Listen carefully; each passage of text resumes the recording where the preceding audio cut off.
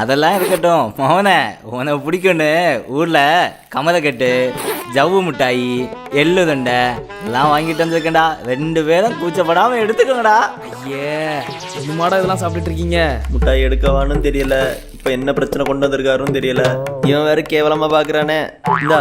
Thank you. ஆமா, என்னப்பா திடீர்னு வந்திருக்க? ஏதாவது பிரச்சனையா?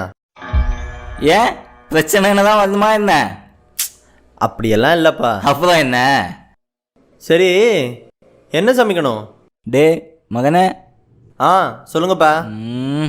விஷயம் இருக்குடா. ஆத்தி என்னவா இருக்குன்னு தெரியலையே. என்னப்பா? டேய் நீ போடா அங்கிட்டு. மகனே நீ வாடா, உங்ககிட்ட கதை சொல்றேன். உட்கார வேற சொல்றாரு, கதை பெருசா போகும் போலயே.